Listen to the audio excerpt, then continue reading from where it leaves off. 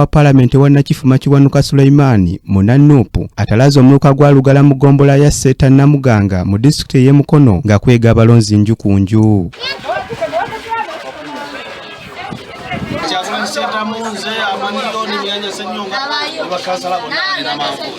Abatuuze bakozesezza omukisa guno okusaba abaagalamu obululu okutunuulira ebibaluma omuli enguudo embi, ebbula ly'eddagala ssaako n'ebbula ly'amazzi amayonjo mu kitundu kyabwe. Ekizibu ekyo osobola kikwata kwa nimba ka Parliament. Mwine ekizibu ky'enguudo amazzi gawatawaanya.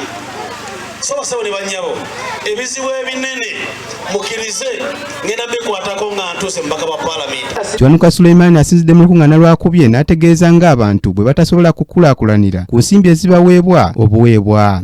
Ekisinza okuleeta obuzibu mu Uganda y'enguzi.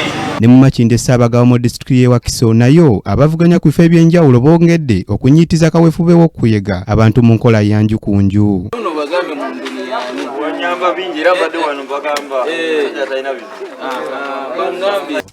Zitugendedde bulungi, tutambudde bulungi, obuwagizi mu bammemba bwe buli era tukyatambula bulungi. Nze nju ku nju sijja kusirisaamu, nze ngenda kutambulira ddala nju ku nju ndabe nga akalulu kano tukanoonya kuba obuwagizi gye buli. Lwaki kati ate nva mu bantu alonda campaign eno ya door to door kubanga ekutuusa ddala ku muntu yennyini omulonzi. Avuganya ku kifo ky'omubaka wa Makinde Ssaabagabo Philip Muduni ne Galabuzi John Bosco ayagala obwa meeya basiibye mu bantu wakati mu kubuuka emyala okubatuukako ng'era bano bababuulidde ebibasoomooza. Obulamu tujje tusomesa abantu baffe ti amazzi gano gazaala ensiri, amazzi gano makyafu galwaza typhoid, naye abantu baffe obukulembeze bubanja. Abantu bakaaba obwavu naye nga tebamanyi nti nti obwavu obwo busobola okumalibwawo. Abantu bakaaba emirimu egyo gisobola okubeerawo. Ffe ng'aba NRM tumanyi nti obwavu bugobebwa nakubeera na nsimbi. Ground eraze nti wabaddeyo ennyonta, abantu bayayanira obukulembeze, abantu baagala okukola, abantu baagala okufuna ebintu ebibakwatako. Naye kintu kyetundu ekyo tusinza okuyigamu nti information flow okuva abakulemberwa ku municipal mpaka wansi ku kyalo teriiwo.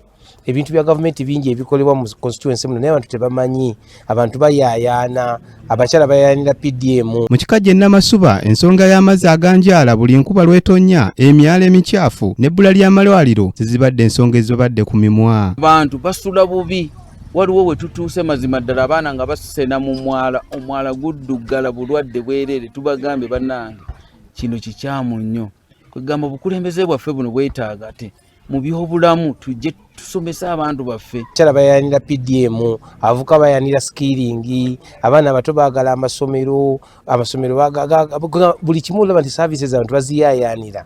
Kale NRM ekiseera ejje mu bukulembeze buno nga yeteeseteese bulungi era abakulembeze bateekeddwa bulungi. Muduni Philip nga munnakibiina ky'NRM obuzibu abutadde ku baludde oluvuganya nga bagamba nti tebayambye bantu ng'era asabye babeesige basobole okukola ku nsonga zaabwe. Okusoomooza kwe tusanze ekisookera ddala abantu baffe ab'omu bitundu bino babadde balina ennyonta ey'obukulembeze. Abakulembeze be tubeera nabo tebabeera mu bantu, olubalonda baleka bbanja, balekera ebbanja ffe ababazze okunoonya obululu naddala bali mu kuludda oluvuganya. Kwegamba tebabeera mu bantu olw'okubalonda nga tebadda. Kakati ffe tubamatizza, ffe tujja kuba tukola ki? Tubeera mu bantu. Alex Miseiri ne Kimira David bakusakidde eggule lino ku lwa KTV Amalindiri.